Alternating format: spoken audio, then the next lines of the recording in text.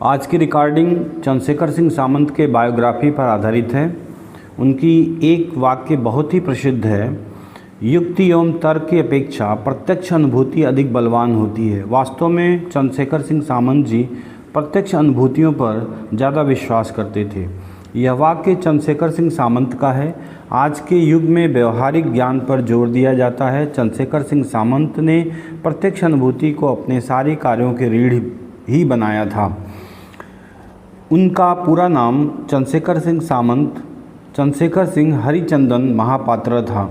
इस विश्व प्रसिद्ध ज्योतिर्विज्ञानी का जन्म ओडिशा के नयागढ़ जिले के खंडपाड़ा राजवंश में पौष मास के कृष्ण अष्टमी के दिन सन 1835 में हुआ था। इनके पिता श्री श्याम बंधु हरिचंदन महापात्रा एवं माताजी का नाम विष्णुमाली था। इनकी स्मरण शक्ति असाधारण थी। जो विषय एक बार पढ़ लेते थे वह उनको कंठस्थ हो जाता था। चंद्रशेखर सिंह सामंत संस्कृत के पंडित थे। वे कटक जिला के टिगरिया के प्रसिद्ध पंडित भुवनेश्वर पंडा बड़ पंडा को गुरु बनाकर उनसे तर्क संग्रह, साहित्य तर्पण, सांख्य आदि षड दर्शन सीखे। उन्होंने ग्रह नक्षत्रों की गतिविधियों का गहरा अध्ययन किया। इस रुचि को देख पिता श्री श्याम बंधु ने उनका अनेक ग्रह नक्षत्रों से परिचय कराया। 10 वर्ष की आयु में उन्होंने अपने पिता से फलित ज्योतिष की शिक्षा प्राप्त की, जिससे वे कोष्ठी गणना सटीक रूप से करते थे। साथ ही गणित विद्या अध्ययन में इनकी रुचि जागी।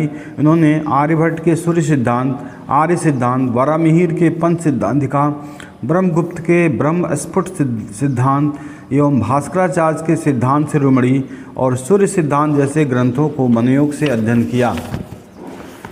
22 वर्ष की आयु में अनुगोल जिला के राजवंश की कन्या सीता देवी से इनका विवाह हुआ और ये भी उनके अनुसंधान में सहयोग करने लगीं। यह प्रत्यक्ष अनुभूति हेतु अति साधारण वस्तुओं से अनेक यंत्रों का निर्माण इनकी महत्वपूर्ण उपलब्धि है। प्रयोग द्वारा प्राप्त ज्ञान का पूर्व ज्ञान से कई बार मेल नहीं खाता था। प्रभेद आया, अतः वे स्थूल गणना छोड़कर सूक्ष्म गणना करने लगे। सूर्य घड़ी की स्थापना और शंकु छाया चित्र की सहायता से दिशा निर्णय लेने का कार्य किया।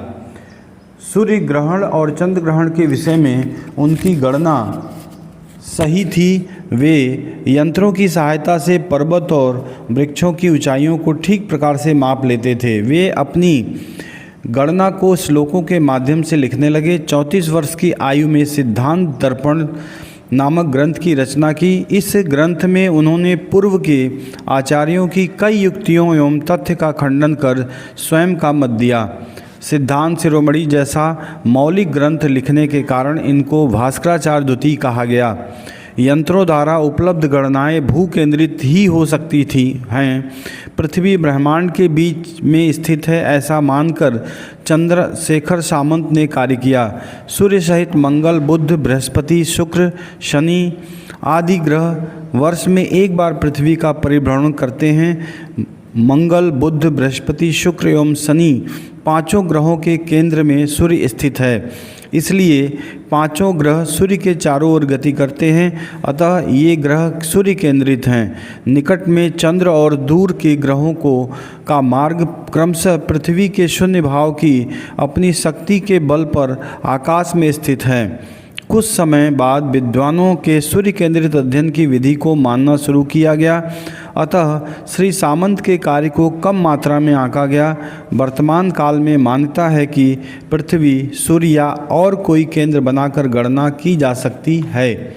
सिद्धांत दर्पण में चंद्र की विभिन्न गतियों का अध्ययन है, जैसे त्रिविध के बारे में वर्णन किया गया है। यह तुगांतर, पाक्षिक और दिगांश तुगांतर है। तुगांतर गति में उन्होंने बताया कि 318 दिनों में चंद्रमा 1 डिग्री आगे या पीछे हटता है। पाक्षिक गति में चंद्रकला के ह्रास और वृद्धि का अध्ययन है। दिगंत गति में सूर्य से चंद्रमा की दूरी परिवर्तित करने का वर्णन है। आकाश शास्त्री ने 27 नक्षत्रों का वर्णन किया था, किंतु चंद्रशेखर ने अभिजीत नक्षत्र को जोड़कर 28 नक्षत्र बताए। उपनिषदों में सूर्य के व्यास का माप 72,000 योजन बताया गया। चंद्रशेखर सामंत ने इसी के अनुसार गणना कर चंद्र का व्यास 444 योजन एवं पृथ्वी का व्यास 1600 योजन बताया। चंद्रमा और पृथ्वी के व्यास वास्तविकता के लगभग ही हैं, परंतु सूर्य का व्यास पृथ्वी के व्यास के लगभग 108 गुना होने के कारण सामंत की सूर्य संबंधी गणना ठीक नहीं ठहरती। आधुनिक काल में वर्ष का लगभग 365 दिन 6 घंटा कहते हैं, किंतु चंद्रशेखर सामंत ने इनको 365 दिन 15 दंड 31 तिला 31 बिलिता 24 कला बताया। मात्र 2 खंड बांस काठी की सहायता से खाली आँख से वे पर्वत और वृक्षों की ऊंचाई माप लेते थे। धन्यवाद।